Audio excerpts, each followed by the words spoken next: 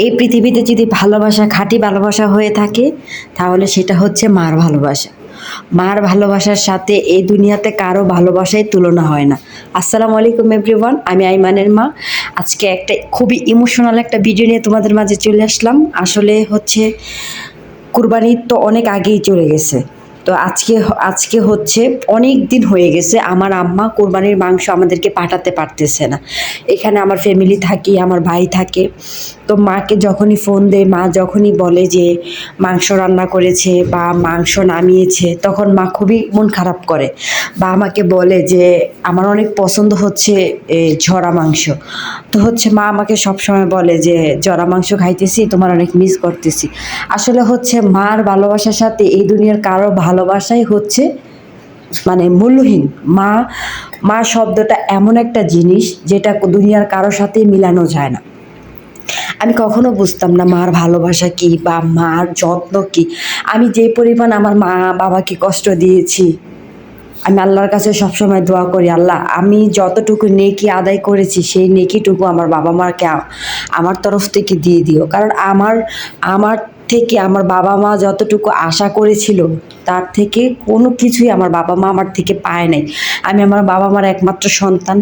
আমার বাবা মার অনেক স্বপ্ন ছিল আমাকে নিয়ে, কিন্তু আমার বাবা মার কোনো স্বপ্নই আমি পূরণ করিনি। আমি যদি আজকে একা সৌদি আরবে যদি মা না হতাম তাহলে কিন্তু আমি কখনোই বুঝতাম না যে মার মর্মটা কতটুকু, মা জিনিসটা কি, মার হচ্ছে মা যে একটা মধুর সম্পর্ক, মা হচ্ছে একটা মধুর জিনিস, সেটা আমি কখনোই বুঝতাম না যদি আমি একা মা না হতাম। আল্লাহ হয়তো আমাকে একা মা বানিয়ে, মা ছাড়া মা বানিয়ে আল্লাহ হয়তো আমাকে এটাই বুঝিয়েছে যে দুনিয়াতে যদি কারো ভালোবাসা থেকে থাকে, নিঃস্বার্থ ভালোবাসা থেকে থাকে, তাহলে মার ভালোবাসা। আমার মাকে আমি কত কথা বলি। আমি কিন্তু আমার নিজের পছন্দে বিয়ে করেছি বা বাবা মার অমতে আমি বিয়ে করেছি, কিন্তু আমার বাবা মা যতটুকু না সাফার করেছে, মানে আমার থেকে বেশি আমার বাবা মা কষ্ট ভোগ করেছে। আসলে আমি কথাগুলো বলতে পারতেছি না, আমার চোখ দিয়ে পানি চলে আসতেছে। তো আমার কাছে মানে মারে কখনো বলা হয়নি যে মা আমি তোমাকে অনেক কষ্ট দিয়েছি বা আমি তোমাকে অনেক, তোমার সাথে অনেক খারাপ ব্যবহার করেছি, এটা মাকে কখনোই বলা হয়নি। তো আসলে আমি কথাগুলো বলতে পারতেছি না, খুবই ইমোশনাল হয়ে যাচ্ছি। আমার কাছে মনে হচ্ছে এই মুহূর্তে আমার মা আমার কাছে সবচেয়ে দামি জিনিস। আমার মাকে যে যেটা বলুক বা মার সাথে রাগারাগি করি, মাকে এটা বলি সেটা বলি, আসলে হচ্ছে মার মতো ভালোবাসা এই জগতে কারো থেকে আশা করা যায় না।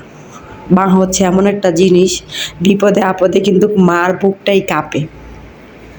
মা এমন একটা জিনিস যা বিপদে পড়লেই বোঝা যায় যে কে আগে আসে বা কে কতটা যত্ন করে বা কে কাঁদে। আমি দেখেছি, আমি অনেক বিপদে পড়েছি সৌদি আরবে, আমার মা যত পরিমাণ কান্না করছে, মানে আমি একা একা যখন বসে থাকি তখন মনে মনে ভাবি মা আমাকে কথা শোনাক, মা আমাকে অনেক কিছু বলে।